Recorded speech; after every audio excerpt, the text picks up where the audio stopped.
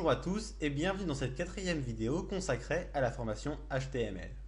Dans ce tutoriel, nous allons voir comment créer des tableaux en HTML. Alors par tableau, j'entends des tableaux avec des lignes et des colonnes. Donc pour créer un tableau en HTML, vous ouvrez une balise nommée table, donc comme tableau. Voilà, vous l'ouvrez et vous la fermez et le but à l'intérieur, ça va être de créer l'entête du tableau, donc avec les différents champs, par exemple nom, prénom et âge. Donc c'est ce que nous allons faire. Donc pour cela, nous devons créer une ligne. Donc on crée une ligne et à l'intérieur, on va rentrer les différents champs à l'aide de balises TH. Donc TH pour indiquer que ce sont des balises qui vont donner les champs qui vont composer le tableau. Donc on inscrit une balise TH et on va par exemple entrer prénom. On peut en créer une deuxième avec marqué nom de famille par exemple. Une troisième avec marqué âge par exemple. Et vous voyez si j'actualise la page que ça crée bien une rangée de champs prénom, nom de famille et âge.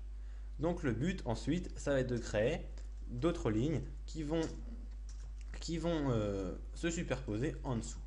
Donc pour cela vous créez une balise TD comme table data, TH c'était pour table head pour indiquer que c'est l'entête du tableau. Donc on fait correspondre la première avec prénom, la deuxième avec nom de famille et la troisième avec âge. Donc prénom on va par exemple mettre Michel, nom de famille on va mettre Dupont, voilà.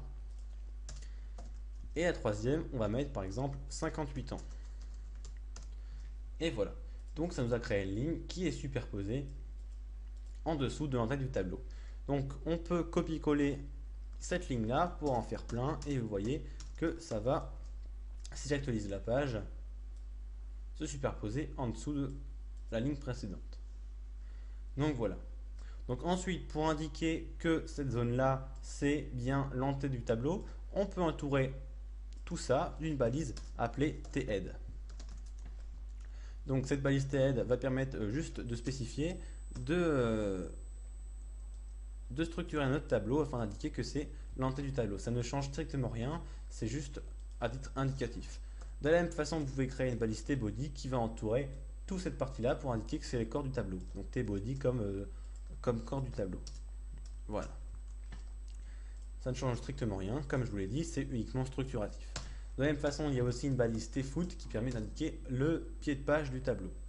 Donc par exemple, on va créer un TD qui va indiquer tableau contenant un registre de personnes. Voilà. Donc vous voyez que le problème c'est que ce champ-là ne prend pas toute la largeur du tableau. Donc pour indiquer que ce champ doit prendre les deux colonnes qui restent, il suffit de préciser l'attribut callspan ATD et vous allez mettre le nombre de colonnes à prendre. Donc 1, 2, 3. Donc vous marquez 3 dans l'attribut callspan.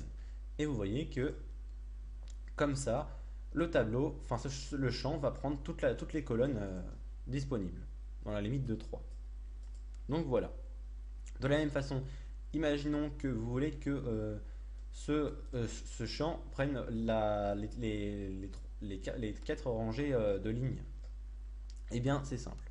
Vous faites de la même façon, sauf que vous indiquez ici dans âge, rospan pour ligne à la place de col. Et là, vous allez marquer 4. Enfin 5 parce qu'il faut aussi compter le pied de page. Pardon. Donc, comme si vous actualisez la page, ça fait ça. Sauf qu'il faut aussi supprimer ça pour que la place se libère. Donc, on peut supprimer les TD qui sont ici. Voilà. Et voilà. Comme ça a bien pris l'ensemble des lignes. Donc voilà, vous avez vu comment créer des tableaux simplement et efficacement en HTML. Alors, si vous voulez rajouter des bordures, je vous rappelle que ce n'est pas le rôle du HTML. Le rôle du HTML, c'est uniquement de structurer la page. Ensuite, avec un langage que nous allons apprendre par la suite, le CSS, vous pourrez rajouter des bordures à votre tableau pour faire un tableau digne de ce nom. Voilà, je vous remercie d'avoir regardé cette vidéo et je vous retrouve dans une prochaine vidéo. À bientôt.